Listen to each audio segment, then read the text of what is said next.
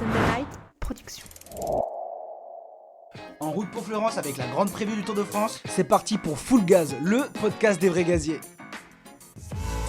Full Gaz, plongé dans l'actualité du cyclisme professionnel avec la tête dans le guidon. Salut les amis, resserrez vos chaussures, rentrez les épaules et gardez la tête dans le guidon. Bienvenue dans le podcast Full Gaz présenté par LTDG depuis Lyon. Mais depuis Lyon pour pas beaucoup de temps Grégoire, parce que mercredi on part à Florence déjà pour le Tour de France. Alors on aura le temps d'y revenir Grégoire, déjà juste avant de commencer, est-ce que tu vas bien? Est-ce que t'es chaud? C'était comment hier la flamme olympique? Justement je suis très chaud, hier on a passé la journée sur la flamme olympique, on n'était pas sur les championnats de France, on a suivi ça de loin, à distance. Et un vrai symbole du sport, tout ça, c'était un pur kiff de vivre ça, tu vois, avant de partir au Tour de France, ce dernier symbole, avant l'enchaînement justement Tour de France Jeux Olympiques. Non, c'est trop stylé, et puis là on va partir sur le Tour dès demain, enfin aller-retour à Lille, puis Tour de France, trop content quoi. On aura le temps de vous expliquer ce que nous personnellement on fait sur le Tour, mais on va vous donner le plan de ce podcast. On va commencer bien entendu comme chaque semaine par les résultats de la semaine. Alors on va épier les principaux champions nationaux en chrono et en route. Ensuite on ira faire la grande preview du Tour de France, ça va être fantastique. On va vous parler du parcours, on va vous parler des favoris des équipes. Et à la place du débat, parce qu'on sait très bien que dans la preview on parlera de nos favoris, donc il y aura un débat sur qui va remporter le Tour de France. On va faire le programme de LTDG, parce que nous Grégoire, on va avoir un été très très chargé, et surtout sur le Tour de France, et on aimerait que vous, qui nous écoutiez, vous sachiez où nous retrouver, que vous sachiez ce qu'on va faire sur le Tour de France, la création de contenu qu'on va faire, toujours sur LTDG Sport. Allez suivre sur les réseaux sociaux, ça fait zizir. Et on terminera avec les infos en vrac et l'actu Full Gaz avec un E, même si vous allez voir que de toute façon les championnats nationaux sont la principale actualité cycliste de la semaine. C'est clair. On part directement pour les petits résultats en deux speed. Ok, c'est parti, je le coupe parce que sinon on n'aura pas la place de mettre le jingle. La Zoé elle doit être en sueur. La monteuse qu'on embrasse, gros bisous. La bise Zoé. Et on commence du coup par les résultats des championnats nationaux. Les championnats nationaux sur route, même si c'était les championnats nationaux de chrono qui ont lieu d'abord. Bon, je te propose qu'on parte directement avec en France la victoire de Paul Lapéra chez les hommes et de Juliette Labousse chez les femmes. Bon, on va s'y attarder sur cette course parce que c'est celle qui nous intéresse. Décathlon AG2R, quelle équipe? On n'en dit pas plus, on aura des petites surprises à vous révéler. Ouais, bientôt normalement, mais ouais, en tout cas, ils ont fait un vrai coup de force. On a vu, alors comme on vous a dit, hier, on était au passage de la flamme olympique à Chamonix, donc on a suivi ça de loin. Mais ouais, moi, de ce que j'ai vu du résumé, c'est le gros coup de force des décathlons AG2R, la mondiale, bien loin de l'arrivée. Et puis une grosse victoire de Paul Lapéra, un peu une victoire, même si depuis le début de saison il brillait sur les Coupes de France, hein, c'est déjà sa 4ème victoire de la saison, il me semble. Là c'est le plus gros trophée professionnel de sa carrière, la plus belle victoire, il va porter le maillot bleu-blanc-rouge. Et d'ailleurs il est annoncé sur le Tour, donc on aura un porteur du maillot bleu-blanc-rouge sur le Tour de France, ça va faire plaisir. Ouais, comme l'année dernière avec Madouas et tout, généralement c'est souvent le cas quand même, celui qui gagne les nations. Mais vu que Paul Lapéra était jeune et tout, c'était pas pour moi, mais c'est très bien qu'il dise. Premier Tour de France, ouais. Ça va être magnifique. Et chez les femmes, Juliette Labousse qui remporte son premier titre de championne de France. Je pense que c'était quelque chose qui manquait dans sa carrière et ça vient confirmer que c'est lui la meilleure grimpeuse française du monde avec Kivita Music. Ouais, elle a fait péter tout le monde. Elle avait pas une course facile. Elle était en infériorité numérique face à toutes les FDJ Suez, et elle s'est retrouvée dans un groupe de 3 dans le final avec Gladys Verhulst et Jadeville. Et au final, elle a quand même réussi à sortir son épingle du jeu en roulant dans le final, en lançant le sprint et tout ça, et en allant s'imposer devant Gladys Verhulst. C'était la plus forte. C'était la plus forte en fait. Elle a gagné, c'est mérité. En patronne, ravi de l'avoir porté ce maillot bleu-blanc-rouge pour les prochaines saisons. Et on va l'avoir sur le Tour, pourquoi pas jouer un podium sur le Tour avec ce maillot bleu-blanc-rouge, ce serait magnifique. Ouais. On le verra jamais, enfin on l'a pas souvent vu chez les hommes ça, donc ça serait cool de le voir chez les femmes. On revient rapidement sur les autres championnats nationaux. Grégoire, en Espagne, Alex Aramburu remporte la course en ligne et chez les femmes c'est Usio Ostolaza. Du côté des Pays-Bas, c'est Dylan Groenewegen qui est le nouveau champion national devant Chantal van den Broek-Black. En Italie, Alberto Bettiol pour la IF, et chez les femmes, encore une fois, Elisa Longo Borghini. Elle en a combien de titres nationaux? Beaucoup trop, là tu me poses une colle, mais c'est énorme.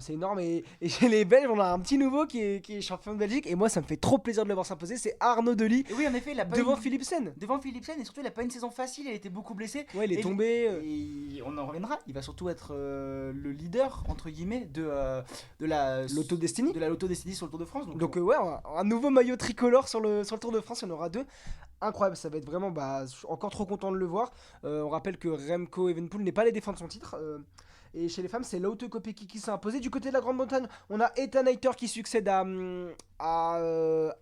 comment il s'appelle le coureur Je sais plus.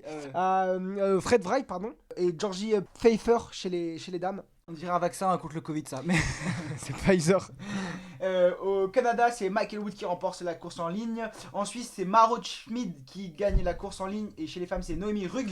Du côté de l'Allemagne, Marco Brenner s'est imposé le jeune grimpeur allemand, et chez les femmes, c'est Franziska Kor. Au Danemark, c'est Rasmus Sjösberg Pedersen, la jeune pépite de Décathlon G2R. Oui. Attention, cette équipe, les jeunes sont talentueux. Et ouais, surtout qu'il est encore à la New Gen. Hein. Il est encore dans l'équipe réserve. Hein. Il vient faire la nique à cette grande nation du cyclisme. Attends, Ouais, le il s'impose Danemark. devant Casper Asgreen, Casper Pedersen. Devant Casper Asgreen, il est devant des grands noms. Hein. C'est ouf à son âge d'arriver à ce titre. Chez les filles, c'est qui s'impose? C'est Rebecca Koemer. Et du côté de la Slovénie, on a vu une petite surprise. Pogacar n'avait pas pris le départ, mais c'est Domen Nova qui s'impose, notamment devant un Matej Moric qui fait 3ème. Donc j'aurais plus vu un Moric archi favori. Moric, on verra plus tard qu'il a quand même un maillot distinctif l'année prochaine. Chez les filles, c'est Ouska Zigart, la femme d'un certain Tadej Pogacar. La copine. La copine. Je sais pas s'ils sont mariés. Faudra qu'on leur demande. On lui demandera là sur le Tour de Sur le France. Tour de France. Allez. C'est pour quand le mariage, mon ref? Parce que c'est pas beau de gagner les Tours de France, mais maintenant, Faut va assumer. falloir être un vrai homme maintenant. On passe aux championnats nationaux de Titi Grégoire de Chrono en France. El Bruno Armirail qui gagne une nouvelle fois le champion de France. Oui, d'ailleurs, doublé route et contre la montre pour Décathlon G2R, c'est un peu. costaud. Hein. C'est historique, hein, c'est historique. Depuis 2007, je crois qu'ils n'avaient pas gagné la course en ligne Décathlon G2R. Et là, le doublé historique, je sais pas si ça s'est vu souvent. Mais ça s'est pas vu souvent, mais je sais pas quand la dernière fois que ça s'est vu. Et chez les femmes, c'est Audrey Cordon-Rago qui est championne du contre-la-montre, championne de France. Du côté des Espagnols, c'est David de la Cruz qui remporte le chrono. Et chez les femmes, c'est Ucio Ostolaza, encore une fois, qui fait le doublé. Du côté de l'Italie, sans surprise, Filippo Ganna gagne son Xie titre de champion d'Italie de contre-la-montre, donc toujours lui. Et chez les filles, c'est Vittoria Guasini qui vient choper le maillot tricolore. Du côté des Pays-Bas, Dan Hull remporte le chrono. Et chez les femmes, c'est Reine Marcus qui s'impose. On va enchaîner rapidement. La Belgique, du coup, on a Tim Wellens et Laute Kopecky. Qui refait encore un doublé avec champion et route et chrono. En Grande-Bretagne, c'est Joshua Tarling, l'un des meilleurs rouleurs de la planète, qui s'impose chez les hommes. Et chez les femmes, c'est Anna Anderson qui s'impose. Et côté de la Slovénie, on a Matej Moric qui est le nouveau champion de Slovénie du contre-la-montre. Et on a aussi, du coup, Ujga Stigart qui fait le doublé. Du côté de la suite, le spécialiste Stefan Kung remporte aussi une nouvelle fois le titre de champion de Suisse de contre-la-montre. Et Elena Hartmann l'emporte chez les femmes. Et enfin au Danemark, on a Søren Warrenskold, champion du Danemark, et Katine Allerud qui vient remporter aussi ce maillot. Donc voilà, on a fait le tour des champions nationaux. Au moins là maintenant vous le savez, vous avez toutes les informations. Mais la vraie info importante, la vraie priorité cette semaine, ça va être le grand départ du Tour de France. Et oui, le Tour de France, ça part samedi de Florence le 29. Et voilà, nous on y sera, on vous en parlera dans la rubrique d'après, mais c'est un parcours qui va être génial avec vraiment, on n'en sait pas où en sont les contenders. Il y aura beaucoup de choses à dire et je te propose qu'on passe directement sur la preview du Tour de France. Et donc c'est parti pour la grande preview du Tour de France. Cette année, le Tour de France va nous faire vibrer, c'est certain. Grégoire, je pense que tu es d'accord avec moi. En plus de partir de la magnifique ville de Florence et de rester 3 jours en Italie, le Tour de France va pour la première fois de son histoire se terminer ailleurs qu'à Paris. Il se terminera à Nice. Donc ça va se finir par un contre-la-montre individuel décisif de 33,7 km. On se rappelle l'année dernière des énormes écarts qu'il y avait eu sur le chrono avec Vingegaard qui avait assommé Pogacar. Mais avant ça, le peloton il va passer par les Alpes, il va monter jusqu'au chemin blanc de Troyes. Ensuite, il va redescendre vers les Pyrénées avec notamment l'abominable 15e étape de ce Tour de France qui va se terminer au plateau de Beille en passant notamment par le Tourmalet. Et enfin, les coureurs termineront leur périple dans les Alpes du Sud en passant par le col de la Bonnette. Il culmine à combien le col de la Bonnette, Antoine? Il culmine à plus de 2800 mètres d'altitude. Ça va être impressionnant cette étape. Et après ça, il va redescendre à Nice, le point final de ce Tour de France avec une magnifique fête. Alors, qui s'imposera au terme de ce 111e Tour de France? Quelles seront les pépites à suivre? On vous dit tout dans cette preview. T'es chaud, Grégoire? C'est parti.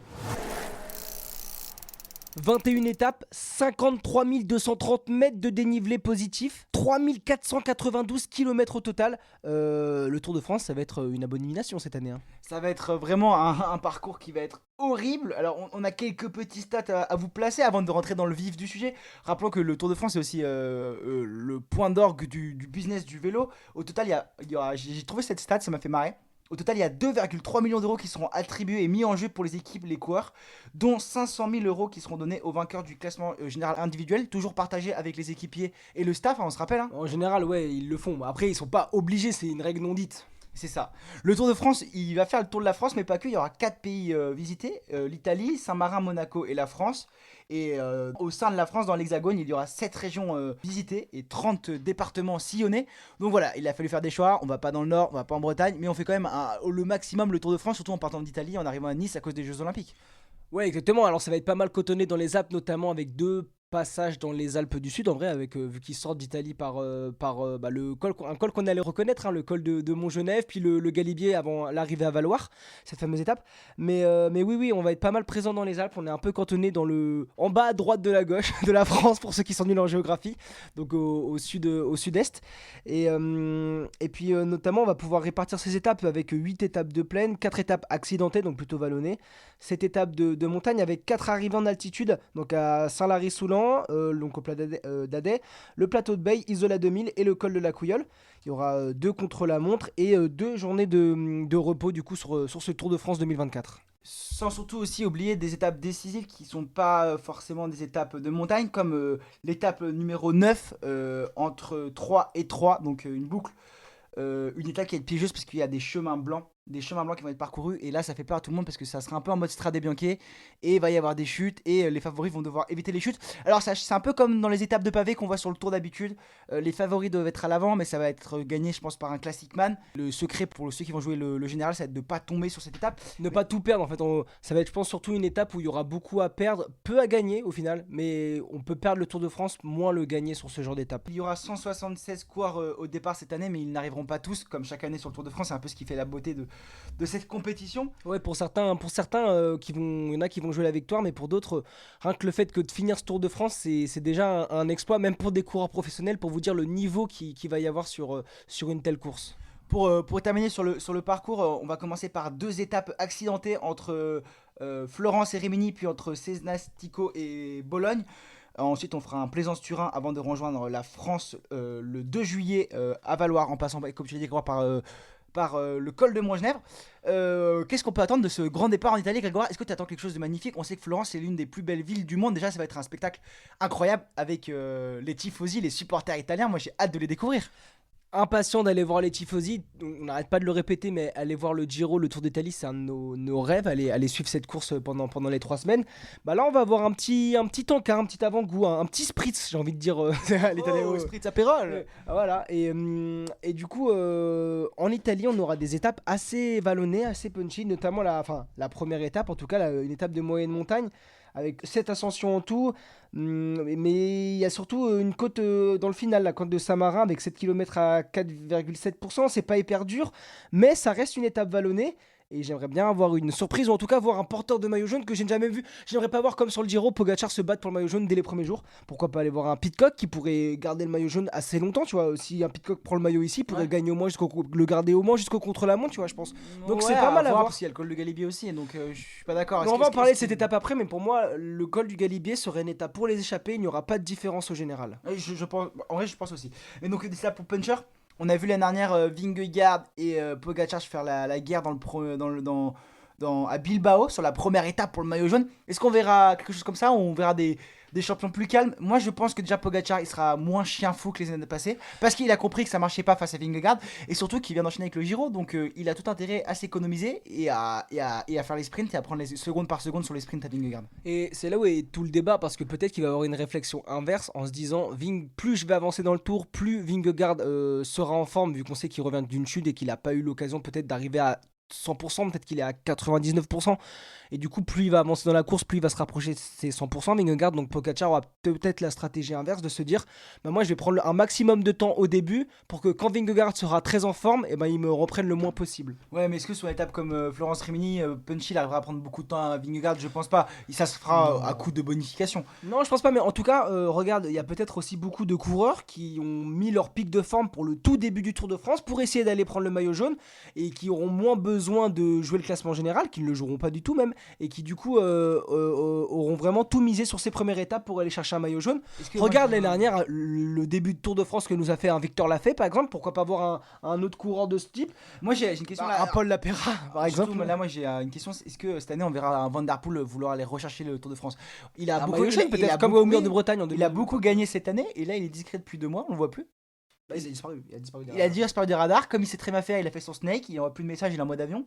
Philipsen qui a prolongé jusqu'en 2028, est-ce que Philipsen ira, enfin, est-ce que Van Der Poel se sacrifiera tous les jours pour Philipsen ou est-ce que Van Der Poel aura sa carte sur les 2 premières étapes en Italie? Je pense que ce serait bête de ne pas lui laisser sa chance. Je pense que c'est un parcours qui est tracé pour lui.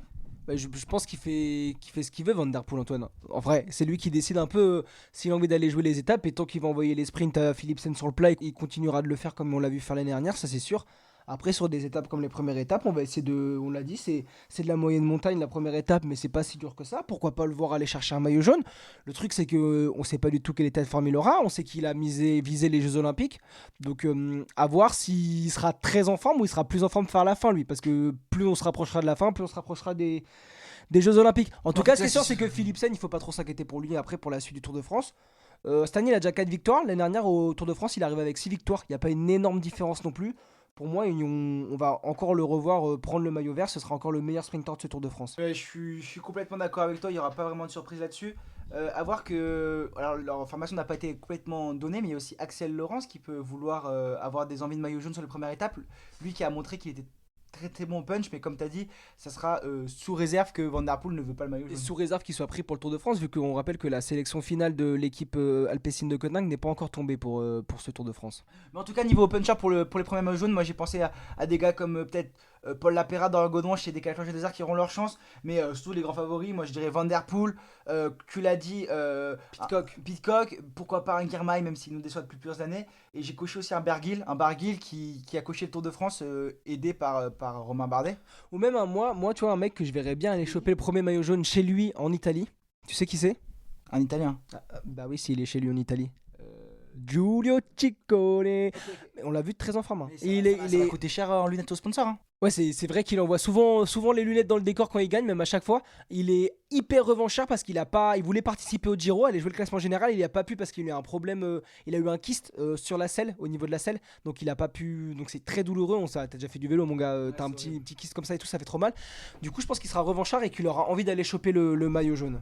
Donc la première étape de montagne sera, donc j'ai dit, le 2 juillet. En sortie d'Italie, on passera par le col de Montgenèvre, un col assez plat, on a fait la reco, franchement il n'y aura pas de différence au général. Et après on ira sur l'enchaînement Lautare-Galibier. Et là Grégoire, toi tu l'as dit tout à l'heure, moi je pense que ce sera pour les échappés, il n'y aura pas de différence au classement général. C'est des cols assez roulants. Moi je pense que c'est des cols qui sont roulants, ok.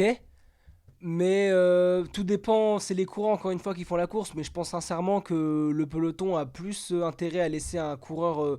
un peu comme sur l'étape où Jay Hindley prend le maillot jaune l'année dernière, quoi. Un coureur, un outsider ou un mec en échappé ira chercher le maillot jaune, à mon avis, sur cette étape en échappé. Et il y aura peut-être une bagarre plus tard pour le général entre un Pogacar et un Vingegaard dès le début. Mais moi, je la vois très calme en fait cette étape. Très calme pour les favoris, hein, je tiens à le dire. Oui, voilà, l'échappée, ça va se mettre timbal, bien sûr. Et puis... Mais je vois vraiment les coureurs du général se regarder un petit peu sur cette étape. Ensuite, on va remonter la région Rhône-Alpes, du coup, après cette étape, en passant par Saint-Jean-de-Maurienne, Saint-Vulbas, Mâcon-Dijon, ce sera des sprints, jusqu'au contre-la-montre de Nuit-Saint-Georges à Gevrey-Chambertin. Et c'est là que je pense que les premiers écarts au général se feront, 25,3 km assez exigeants.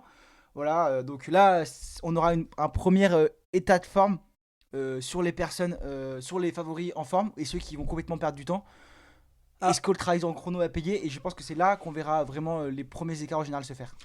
En vrai de vrai, je pense qu'au niveau des grands favoris qui vont jouer le podium, il n'y aura pas énormément d'écart non plus. Ça va jouer à une trentaine de secondes maximum, qui est déjà pas mal d'ailleurs. Par contre, on va avoir des outsiders, des coureurs pour le top 10 complètement largués, complètement tombés. Et c'est là vraiment qu'il va y avoir des grosses différences. Ça va être pour les coureurs qui vont vouloir jouer le top 10 et qui vont tout perdre sur cette étape. Ouais, et ce qui me fait peur, c'est que généralement sur les chronos, c'est les Français qui perdent tout. Et ça me fait mal au cœur en fait. Mais après, moi cette année, je vois pas un Français capable de jouer le général aussi. Hein. Ah oui, moi non plus. Bah voilà. Donc moi, les Barguil, les Romain Bardet, eux, ils ont dit qu'ils allaient se foutre en échappée pour aller jouer des victoires d'étape. Donc ça va être magnifique. Ils vont foutre le feu de partout. David Gaudu avait l'air motivé pour jouer le général. On l'avait vu avant le Dauphiné. Ouais, mais vu son Dauphiné, est-ce qu'il va se dire jouer le général ou alors il sera plutôt en mode chasseur d'étapes? Je Non. pense qu'il va garder la même stratégie qu'il nous a dit quand on l'a rencontré au Dauphiné. Je pense que la Groupama FDJ sont assez clairs là-dessus. David Gaudu va être un peu tout seul en montagne pour jouer son classement général. Et une fois qu'il sera lâché, il essaiera d'aller dans les échappées. Mais les sponsors ont l'air très attachés à que David aille jouer les classements généraux dans cette équipe. Donc je pense que David va avoir comme consigne de s'accrocher le plus longtemps possible au classement général. Ensuite, Grégoire, donc après ce chrono, on enchaînera directement par encore étape de sprint jusqu'à Colombey-les-Deux-Églises, la maison natale du général de Gaulle. Et ensuite, on enchaînera au 9e jour, avant la première journée de repos, par l'étape 3-3, l'étape des chemins. Et là encore, je pense ce sera une étape spectaculaire pour les Classicman, comme on l'a dit. Et je pense qu'on va voir aussi des coureurs du classement général malheureusement tomber, chuter, j'espère pas, mais il y aura forcément de la casse au niveau matériel, tout ça, et ça va être une étape spectaculaire. Bah, ça va être un peu comme si on passait dans le nord sur les pavés, quoi. On sait qu'en 2025, on partira de Lille, donc on va sûrement bouffer du pavé au Tour de France l'année prochaine. Cette année, il n'y en a pas, mais il y aura des chemins. Alors, c'est bien, c'est pas bien, c'est le vélo moderne. On sait qu'on est une époque où on aime beaucoup le gravel, les chemins blancs, ça fait fureur en Italie. Sur les Strade Bianche. Ouais, voilà, on le sait très bien. Même le Giro a l'habitude de passer par des chemins blancs maintenant chaque année, en Toscane. Là, ça va être un peu plus caillouteux. On n'est pas sur des chemins blancs de Toscane. Après, l'organisation a sûrement très bien fait son travail. Les chemins blancs, il y en aura moins en descente. C'est pas des secteurs, à mon avis, qui seront un peu nettoyés, j'imagine. Après, je t'avoue que ça m'embêterait vraiment qu'un coureur favori pour le podium, pour le top 5, pour le top 10, perde tout sur cette étape, sur une crevaison, parce que Comme avait failli le faire Vingegaard en 2022. Ouais, c'est ça, parce que les voitures ne pourront pas passer sur les chemins. Alors, ça fait partie du vélo, mais je trouve que ça enlèverait un truc à ce Tour de France. S'il y a un suspense de malade cette année, si on perd des favoris là-dessus, ça m'agacerait un peu. Et je pense aussi, Grégoire, on n'en a pas parlé, mais sur les coureurs du classement général, je pense qu'on verra un Pogacar offensif sur ces chemins blancs. Ah, il kiffe ça, lui. Hein. Il kiffe ça, et par rapport à ses opposants directs, et bah c'est celui qui se débrouille le mieux et qui peut gagner. Un Vingegaard ne peut pas gagner sur une course comme les Strade Bianche. Bon, on l'a pas vraiment vu, on l'a jamais vu sur des courses comme ça au final, Vingegaard. Donc, Ouais, mais sur les pavés l'année dernière, il avait pété le vélo. Il ok, était moins à les l'aise. pavés, c'est encore différent que les chemins, tu vois. Oui, mais grave, mais Pogacar est quand même plus à l'aise sur le papier. Bah, moi je trouve que Vingegaard est un très bon descendeur. Il prend énormément de risques dans chaque course, même en descente, même quand il y a, Oui, il y a mais pas besoin. je Genre sais sur pas, je te Tirreno, il parle- n'y avait je pas te- besoin de je prendre te de parle risques. Il pas- prenait des risques de ouf en descente. Je te parle pas de technique, je te parle de force, de puissance. Pogacar est plus à même d'avoir un profil qui convient à ce genre de parcours. Ouais, bah d'accord, exact. Bah après, je garde ça un peu sous l'œil en mode on l'a jamais vu là-dessus. Après, effectivement, je pense comme toi que Pogacar sera meilleur puncher et meilleur sur des chemins blancs comme ça. En tout cas, c'est des plus format classique et ça correspondrait mieux à un Pogacar qu'à un Vingegaard. Je suis d'accord, mais ça c'est L'avenir qui nous le dira. Bah ouais. Surtout qu'on sait pas si Vingegaard sera le principal adversaire de Pogacar au final. Rendez-vous le dimanche 7 juillet pour avoir les réponses. Ensuite, journée de repos à Orléans chez Pierrot Roland qu'on embrasse très fort. Et on enchaînera avec une étape de plat qui fera chez Pierre Roland à Chalafilippe. Pierre-Roland à la Philippe. Voilà, Orléans, Saint-Amand de Montron.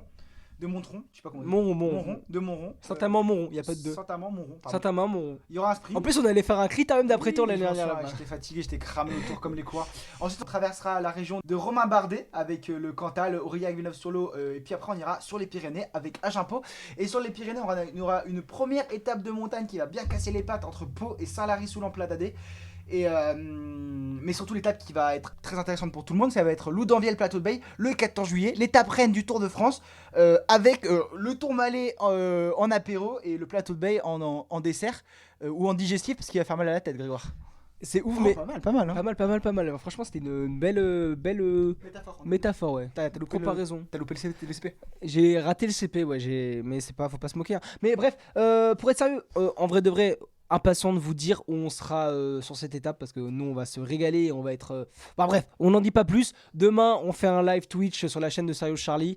On monte à Lille dans les locaux de Decathlon pour parler justement de cette équipe Decathlon G2R et de ce Tour de France. Et on va vous révéler pas mal de choses, dont peut-être une partie de notre parcours du Tour de France. Donc ça va être incroyable. En tout cas, quand tu tapes dans la même journée le col de Perressaud, donc c'est 7 km à 7,8%. Ensuite, le col de Manté avec 9 km à 9,1%. Avec le Porté d'Aspect, 4 km à 9,6%. 10%. Ah ouais, 9,6%. Le col d'Agnès avec 10 km à 8,2%. Le plateau de Bay, 15 km à 7,8%. Je te jure, C'est le temps pour les gros. Mais c'est pas là qu'il passe le Tourmalet du coup? non. Ah, c'est le jour d'avant le Tourmalet. Le Tourmalet, c'est le jour d'avant, mon Stroligno. Ah, autant pour moi, je suis vraiment navré. Mais bref, en tout Ouais, cas. ça fera déjà encore plus mal aux pattes parce que c'est des montées peut-être un peu plus courtes, mais avec que des le- pourcentages qui font tourner la tête. Bah, quand t'as 7 étapes ce jour-là, et effectivement le jour d'avant, t'as Saint-Marie-Soulan avec notamment le col du Tourmalet, l'Ourquette d'Anzican et l'arrivée à Saint-Ma au Plat d'Adet. C'est clair que bah, là, le Tour de France peut basculer sur ces 2 étapes pyrénéennes. Ouais. Pour moi, ça va être là que les premiers énormes écarts vont se voir. Et ça vient tard, hein, ça vient à la 14e et 15e journée. Donc voilà, même s'il y aura le chrono, quelques étapes de montagne, je pense pas qu'il y aura d'énormes écarts avant le mi-Tour de France. Après ça, petit repos agressant. Et puis après, on aura une étape de sprint qui arrivera à Nîmes devant les arènes, comme souvent sur le Tour de France. Ça va être magnifique. Ville familiale chez nous. On est chez nous, on est La chez nous. daronne à est née à Nîmes. Nîmes. La daronne, elle est née à Nîmes. On a la famille là-bas, on sera à domicile, on aura à cœur de bien faire, je pense. Nîmes, super sprint à attendre. Incroyable, vraiment Nîmes. Je pense qu'on va La corrida. Ensuite, on enchaînera du coup. On arrivera dans les Alpes du Sud.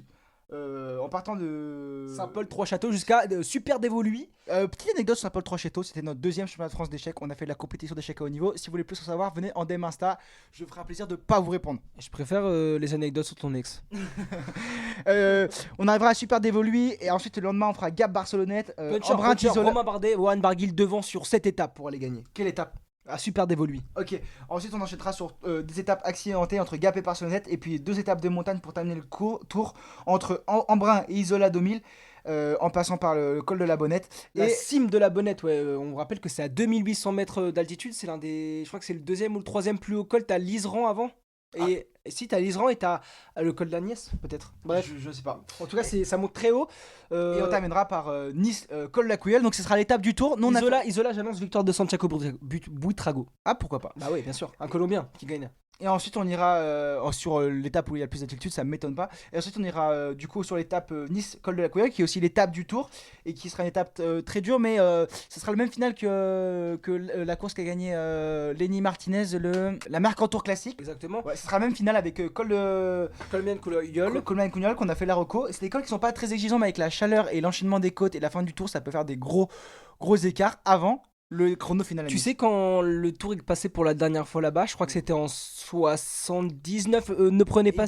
Eddy Merckx. Par le maillot jaune, en profite Bernard Tanet. Et c'est la dernière fois que Eddy Merckx perd son maillot jaune et il n'aura jamais de 6ème Tour de France derrière. Donc c'est des états qui peuvent faire des gros écarts. La culture, c'est comme la confiture. Bah, on en a- c'est trop bon, on en met plein de partout. Non, plus on en a, moins on en a, plus on l'étale. Donc, l'état de sa culture, alors voilà, non, je rigole. Et après, on terminera par le dernier chrono à Nice qui va être une magnifique fête pour le Tour de France. Une arrivée à Nice qui va être, je pense, exceptionnelle et ça va être Historique. historique. Et voilà pour le Tour de France, pour le parcours, ça va être vraiment génial. J'ai hâte d'y être et j'ai hâte de voir ce que ça va donner, le combat. Je te propose qu'on passe rapidement à la start list, Grégoire. Une start list a commencé avec déjà, on va passer par les équipes favoris. On fait un peu tout et je te propose qu'on passe par la start list de la team Visma Lease the Bike avec Jonas Vingegaard en leader, accompagné de Sepp Kuss, Tige Benoot, Matteo Jorgensen, Christophe Laporte, Wout van Aert, Jan Tratnik et Wilco Kelderman. Ça va faire très très mal, hein. Quand on sait qu'il y a déjà 2 vainqueurs de grand tour dans l'effectif. C'est une affaire de clavicule cette équipe. Non, je t'assure, Des mec. canicules avec la chaleur d'été. Non, bah cette année, on est mal parti. Je suis sûr qu'on va avoir très chaud au final, mais pour le moment, on va avoir un départ un peu froid. On était en Italie la semaine dernière, ça caillait. Bref, Vingegaard s'est fait la clavicule, Van Aert s'est fait la clavicule, Kelderman s'est fait la clavicule, Laporte est tombé sur le Giro, il a été blessé longtemps. Voilà, au final, les coureurs qui sont. Est-ce que ce serait pas du coup la team Visma Lease the Clavicule? Et du coup, pour l'équipe Decathlon AG2R.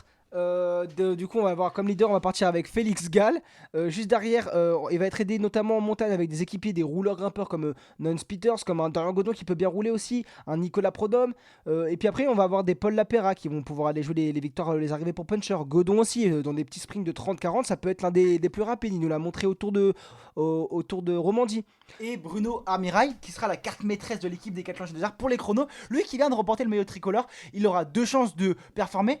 Gagner, je pense que ce sera compliqué vu les monstres qu'il y a devant entre Wout ou Pogacar ou Vingegaard, ça va faire très très mal. Mais pourquoi pas jouer un beau podium sur ces étapes, on lui souhaite en tout cas une équipe Qui va aussi jouer les sprints massifs avec Sam Bennett qui sera un peu tout seul. qui sera un peu tout sera tout seul qui et sera accompagné par Non, un moi, Oliver Nason.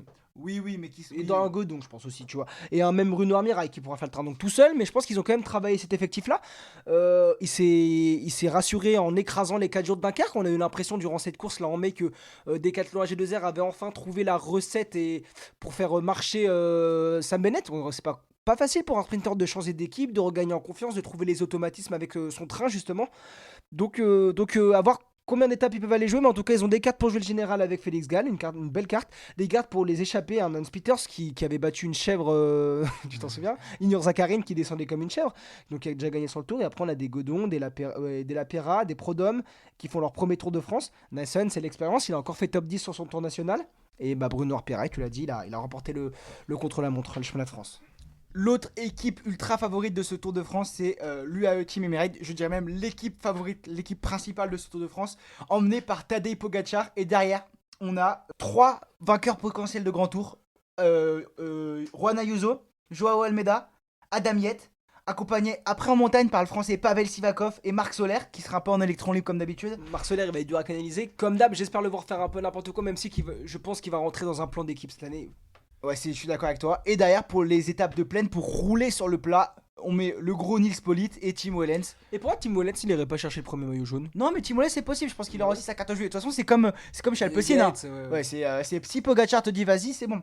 Donc voilà, cette équipe qui va être l'équipe ultra favorite. Et Pogacar, pour nous, c'est notre favori. On est tous d'accord. Hâte de l'avoir en œuvre. Je te propose qu'on passe. Est-ce qu'on ferait pas la start list? On fait les équipes françaises et après on fait plutôt par type de coureur qu'on va pouvoir voir sur le Tour de France. Donc autre équipe française, la compo de la Groupama FDJ n'est toujours pas tombée, mais on devrait voir David Gaudu. On sait que Lenny Martinez ne prendra pas le départ du Tour. On devrait voir pourquoi pas un Romain Grégoire, Valentin Madoise, un Stéphane Cook pour les contre-la-montre. Moi je vois bien, c'est un Kevin Génian qui a fait une bonne saison, qui vient d'être champion national du Luxembourg. Moi je trouve qu'il mériterait d'y être aussi. Donc voilà, une équipe où David Gaudu, je pense qu'il va essayer de se débrouiller un peu seul au général et de tenir les roues, et c'est ce qu'il nous a dit en montagne. Et derrière, on aura des Madoise, des Grégoire qui vont aller chercher des victoires d'étape et Stéphane Kung des victoires d'étape sur le chrono. Ouais. Et après, on a hâte de voir la suite de la formation, mais on l'a pas encore. Toujours des autres équipes françaises, on a Team Cofidis, donc Brian Cocard pour les sprints. Je pense qu'il va gagner sur le Tour de France cette année. C'est son Tour de France. Il a jamais gagné sur le Tour. Cette année, il a gagné en World Tour. Il a gagné sur le Tour de Suisse. Et j'espère le voir briller sur au moins un sprint. Il y a beaucoup de chances pour les sprints. Quoi. J'adore Brian, surtout qu'il y a pas mal d'étapes qui sont un peu vallonnées, mais pas très dures non plus. Je pense que ça va être très dur. T'as un plateau de ouf au niveau des sprinters, hein, quand tu vois dans chaque équipe il y a un top sprinter quasiment. Laporte il peut aller remporter, Sam Bennett, Jasper Philipsen, sûrement Arnaud Démare va faire le tour, Mark Cavendish, Phil Bauhaus. Non, pas Binyam Girmay. S'il le fait. Ah oui, il le fait, Binyam Girmay. Non mais parce que tu m'as trompé. Fabio Jakobsen, Dylan Groenewegen. Ouais, il y en a énormément. Hein. Arnaud Delis. Ouais, c'est déjà pas mal. Oui, je suis d'accord. Même pourquoi pas le voir gagner. Mats Pedersen. En tout cas, je pense que ça va être la Jakobsen, Groenewegen. La carte maîtresse de cette équipe. Parce que Ackermann. derrière Guillaume Martin va jouer le général. Comme chaque fois, c'est son essence même de jouer le général. Et je pense qu'il va douiller en montagne. Il va finir par les faire des échappées un peu comme il l'a fait sur le Dauphiné, je pense, au final. D'ailleurs, il a fait une belle échappée sur le Dauphiné et j'ai kiffé le voir à l'avant. Il sera accompagné par Jesus et Rada, Yonis Aguirre. On enchaîne aussi avec la formation de Arkea qui n'est pas du tout sortie. On sait que ça sera tourné autour de Arnaud Démare et Kevin Vauquelin. Est-ce que Arnaud Démare pourra remporter un sprint sur le Tour de France? La réponse est non. Pourquoi pas enfin, Brian Cocard a plus de chance. Tu peux pas dire que Brian Cocard a pas de chance de remporter. Je pense que pour le coup, en termes. Je sais pas, ça va être compliqué pour les sprinters français en vrai, je pense. Après, moi, il m'a pas rassuré au Tour de Suisse, Kevin Vauquelin. Ouais, il a fait un très bon début de saison, il fait 42ème du Tour de Suisse. Hein. Ouais, non, je suis d'accord avec toi, mais à voir ce qu'il peut faire. Mais en tout cas, on le verra au pire des cas dans les échappées. Et ça sera un fervent porteur du drapeau tricolore. Donc je suis sûr qu'il mouillera le maillot, on le connaît. Du côté la dernière équipe française, c'est la Total Energy. La composition vient de sortir à la minute, du coup j'ai juste voir sur leur Instagram. On aura du Anthony Turgis, on aura du Steph Kras, Mathieu Burgodeau, Jordan Jega, très bon grimpeur qui va lui chercher les victoires d'étape en échappée. Pourquoi pas une victoire d'étape pour Jordan, ce serait magnifique, je pense que ça va être compliqué. Sandy Dujardin, lui l'Ardéchois, Mathéo Vercher qui vient à notre club. Et il y aura aussi Thomas Gachignard qui vient de faire 3ème des championnats de France. Donc une belle équipe de baroudeurs qui va essayer de jouer des victoires d'étape. Pas de leader, je pense, pour le classement général. À part si Jordan va essayer de s'accrocher au leader, mais je pense qu'il fera mieux de perdre du temps et d'essayer de se glisser dans les échappées. Jordan, il va découvrir le Tour de France. Ok, il fait une top saison cette année. Il est incroyablement fort. Je suis trop content de le voir à ce niveau-là. Après, je pense qu'il faut qu'il prenne ce Tour de France comme une découverte. Pourquoi pas essayer de prendre des échappées et aller découvrir ce qui se passe un peu à l'avant et comment ça roule fort sur le Tour de France. On sait que c'est tellement plus élevé le niveau sur le Tour que sur les autres courses de l'année. C'est sûr. Je te propose que maintenant on passe aux équipes étrangères. Du coup, avec la Alpecin de Conin qui va être tournée autour de Jasper Philipsen et Mathieu Van Der Poel. On n'a pas la composition complète après, donc on va pas s'avancer sur les noms, mais il devrait y avoir du Vermeersch, du Soren Kragh Andersen, peut-être du Axel Laurence, du Jonas Rickaert et du Oscar Risbeck.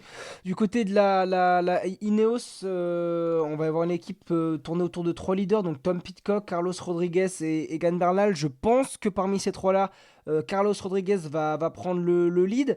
Ils seront accompagnés notamment par l'expérience d'un Geraint Thomas, un Kwiatkowski et puis des gros rouleurs comme Castroviejo et Ben Turner, Lorenz de plus qui vont pouvoir accompagner leurs leaders sur le plat comme en montagne. Grosse équipe aussi pour le classement général, c'est la Red Bull Bora Hansgrohe avec Primoz Roglic en ligne de mire. Donc Red Bull va devenir sponsor principal de l'équipe. Ça va être incroyable. Je pense qu'on va avoir des beaux kits, des beaux cas sur le Tour de France. Mais ils ont pas du tout communiqué dessus pour le moment. Ils ont envoyé un magazine là, The Red Bulletin, Red Bull, et en fait c'est marqué que Primo sera le leader de la Red Bull Bora Hansgrohe. Donc je sais pas. C'est bizarre cette situation. On aura aussi, il sera aussi en concurrence avec d'autres leaders qui pourront peut-être changer, prendre le lead au fil du Tour de France si Primoz Roglic se sent pas au top, comme du Jai Hindley, du Alexander Vlasov, et sur du plat on aura du Danny Van Poppel, du Matteo Sobrero, du Bob Jungels, du Marco Haller.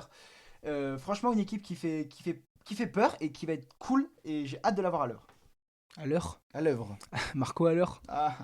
Du côté de la Bahreïn Victorious, on aura une équipe tournée un peu sur les victoires d'étape. Je pense peut-être pourquoi pas, je sais pas si un Peyo Bilbao, un Jack Egg ou un Wout Poels voudront s'accrocher au général. Matej Mohoric.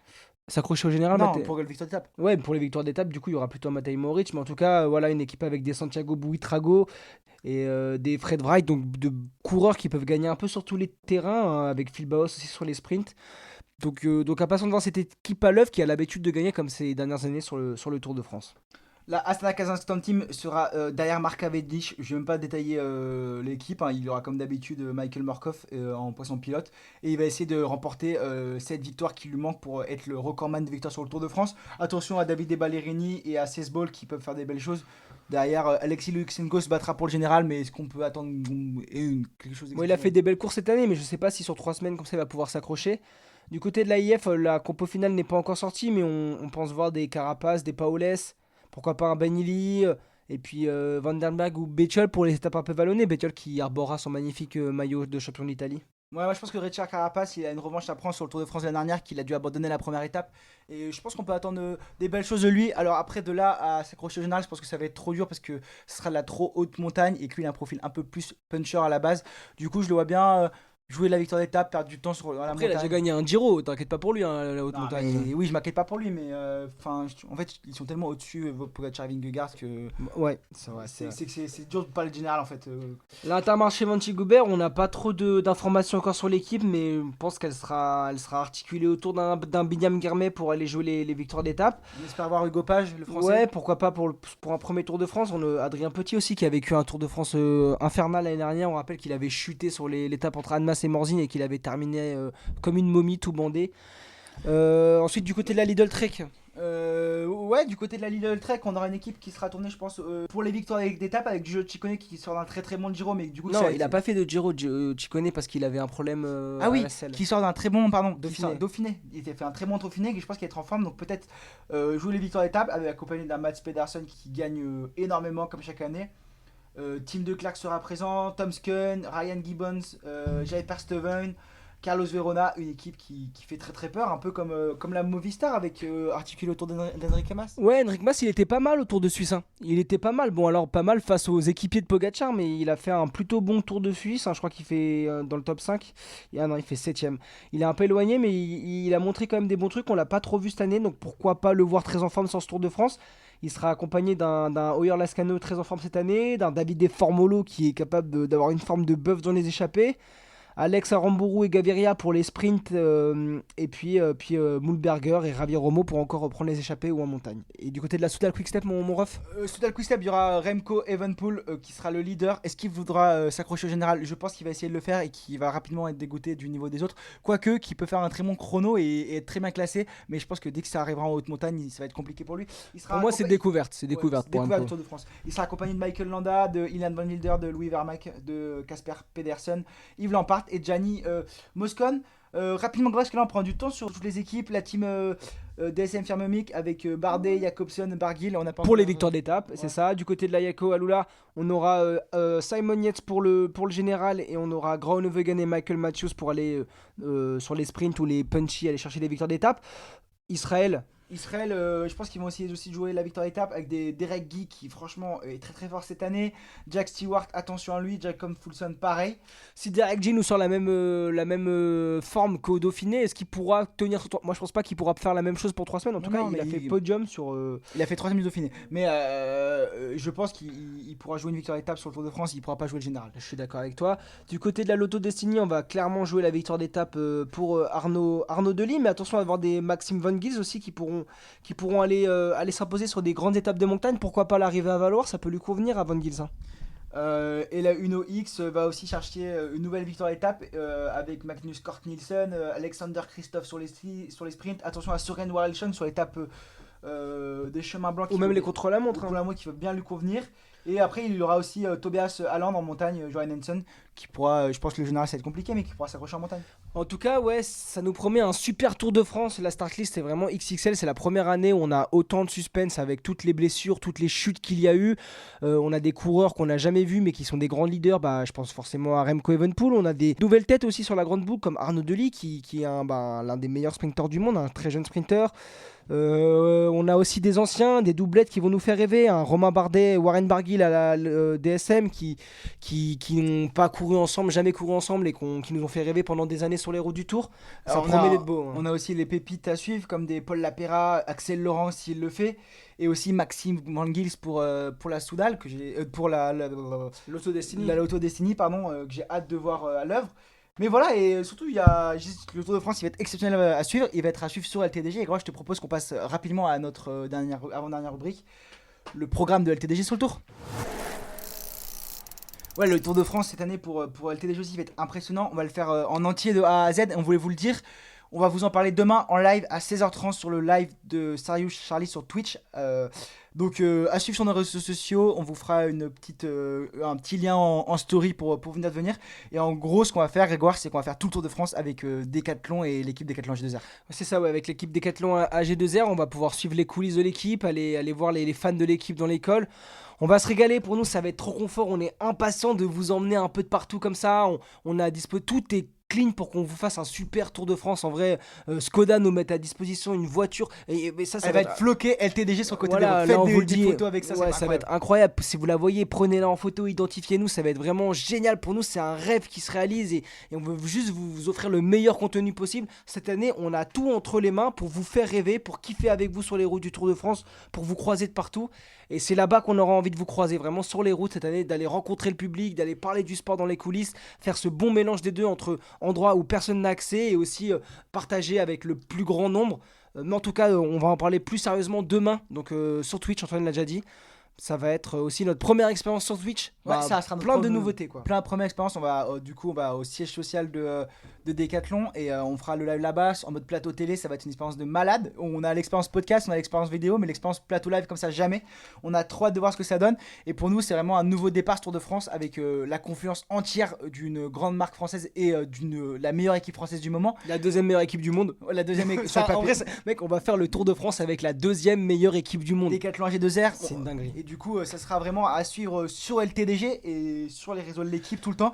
Et on a hâte le tour de A à Z. On a reçu comme les pros notre petit roadbook. On a essayé un peu de s'affûter. On a fait notre programme et tout ce qu'on sait, c'est qu'on va vous faire kiffer. Et Et voilà, Et bien sûr- on vous attend beaucoup en commentaire, likez, commentez, partagez tout ça et donnez-nous de la force tout autour de Tour de France, que il va être physique pour les coureurs, mais en tant que créateur de contenu, un Tour de France c'est fatigant pour tout le monde. Ouais, c'est ça, et c'est pour ça qu'on vous attend, les puristes, les vrais fans du média là, qui nous suivaient, qui venaient écouter le podcast. On va avoir besoin de votre force, il va falloir partager, commenter, liker, essayer de mettre en avant un maximum les contenus. On se donne cette année, j'arrive même pas à réaliser comment ça va être ouf.